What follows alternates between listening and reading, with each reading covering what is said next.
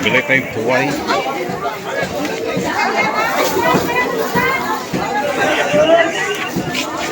Go. So yun guys, magkukuha ako ng papaya na isasahog ko po sa aking tuway na binili. So samahan niyo po ako dito lang sa likod. Ayun, meron doon po, yun oh. Maraming bunga yung papaya nandoon. Ayun po yun. Pero hindi ko po yung kukunin kasi nasa looban na po namin yan. At saka tago po siya dito kung kukunin yung laging exposed. Exposed sa mga taas. Ito po, Sir Junel, ang kanyang papaya po. Oh my goodness, ang taas. Pinamakit mo, mabalik ko. So ayun, ang taas, hindi abot. Pandak si Kikot. You know, pero I will jumping jack. Papaya. Ay! Hirap naman ito. Ay! Pa! Ay! Ah! Kumuha ka na lang na mas mabang panungkit. Ayun, may panungkit mahaba. Hindi ka kasi kumain ng ano eh. Mahaba ito. Diyan, o diyan. Oh, yan na siya Kukunin guys. natin kasi ito exposed sa mga dumadaan. Yun!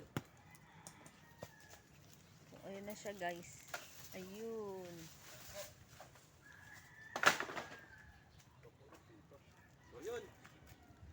Meron tayo pang sahog sa aking tuway.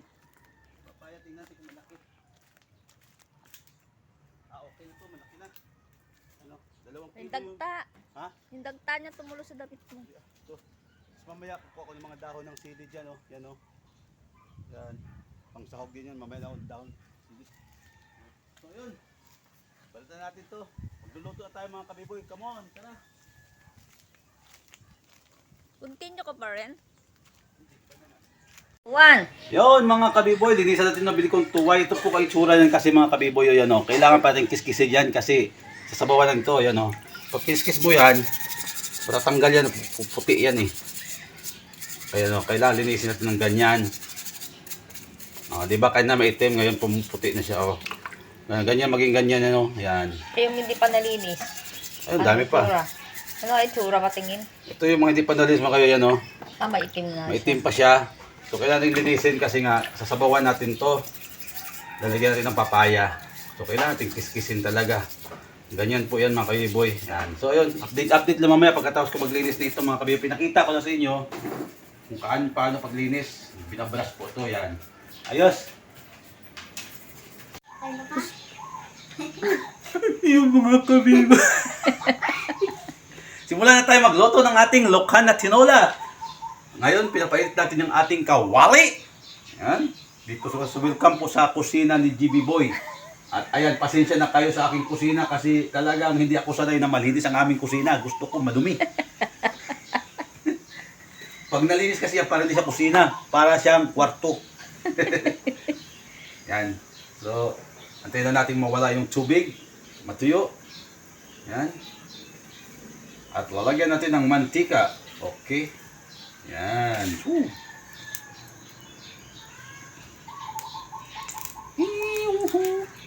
Para namang akong chip ah. Chip na naman ako. Chip. Chip pala chip. Yan. Ganyan lang. So, asan ang masandok dito? Ito lang gamit natin. Yan. Yan. Tingnan natin kung mainit mga kabiboy ang mantika. Psst! Agoy! Yan. Ito ay sibuyas lamang tsaka bawang. Tsaka bawang, tsaka luya. Yan, mainit na. Lagay natin ng luya. Yan, sabay natin sibuyas. At ilagay dito kung galing yan.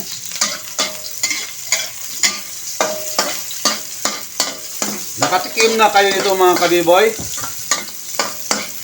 Hindi pa kayo nakatikim, susubukan nyo. Mura lang naman ang lokhan.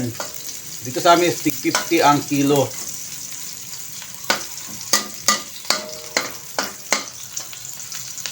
Yan. Pagsasabayin ko na ito sila lahat mga kabiboy kasi madali lang nang maluto ang lokhan. Tsaka yung papaya, medyo matagal-tagal. Ayan o. So, ilagay na natin itong aking lokhan.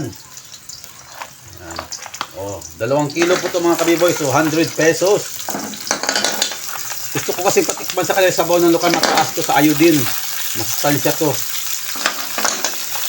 Actually mga kabiboy, ang binibili po sa lukan, ang mas mahal is yung kanyang shell. Mabigat eh. Yung laman, kasi ino naman laman nito. Ay, sayang, walang tanglad. Walang tanglad mga kabiboy eh. Nakalimutan kong bumili. Kasi na may tanglad to. Yan. Dito ito. Oh, lumalagatok-lagatok. Piniritong lukan. Hindi. Usalat kakatas to mga kabiboy.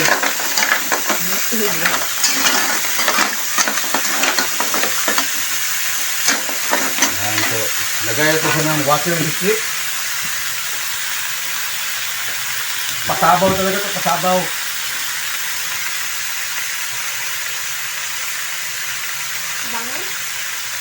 Ano ba? Sabaw! Sabawan talaga natin para humigop tayo ng sabaw mamaya. Okay. Ala, dumami man. Okay na yan.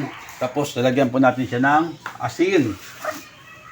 Kunti lang ilagay kasi maalat din naman yan eh. So kunti na natin ilagay. Mamaya natin i-finishing yan. Yan. So ayun mga kabiboy. Tatakpan lang natin siya para pag kumulo, ilagay natin yung papaya. Yan, takpan natin. Yan, update na lang tayo mga kabiboy. Welcome again mga kabiboy. Habang nagpapakulo tayo ng ating lukan, magkukuha tayo ng dahon ng sili din eh. Ano? Yan, matataba ngayon ng sili mga kabiboy. Ay, sayang yung mga ano oh. Sayang yung mga kamyas mga kabiboy, naglaglagan na. Nalaglag na yung mga dahon ng kamyas. Dahon. Yung bunga ng kamyas, naglaglagan na. Yan o. Oo, naglaglagan o. Ay, mga bunga pa naman, konti na lang. Yan.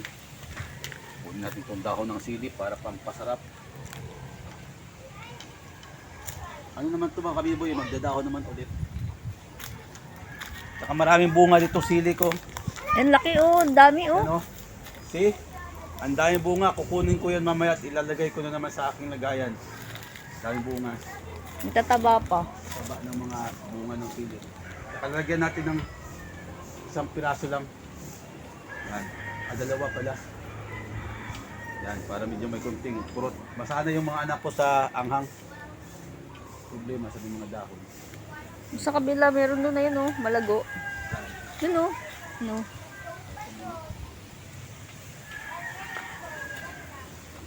Ito yung siling labuyo talaga mga kabiboy. Yun.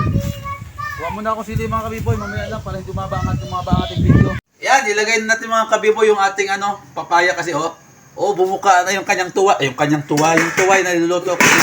Oh, ayan oh. See? Ang tataba. Oh, yan. Tulya daw yan na maliit, na malaki sabi ni Miss. Ilagay natin yung ating papaya. Kasi mabilis naman maluto itong mga kabiboy ang tulya.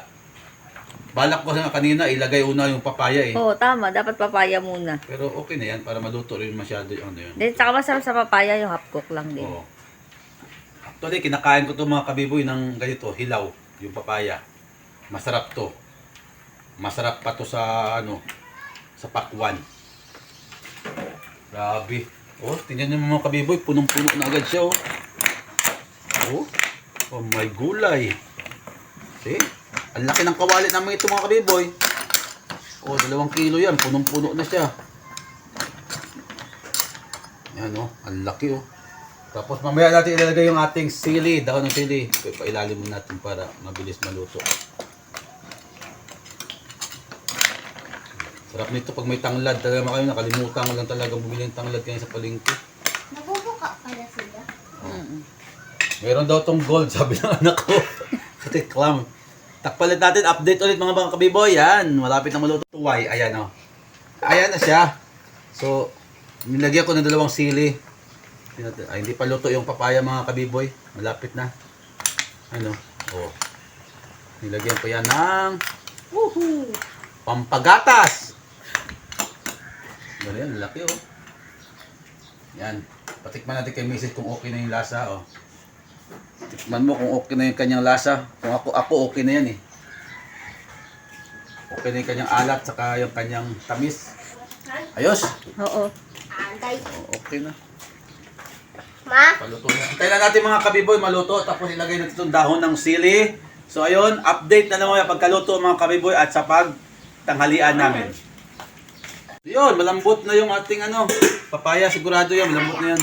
Ilagay natin yung ating dahon ng sili. Kunti lang nakuha ko mga kabiboy.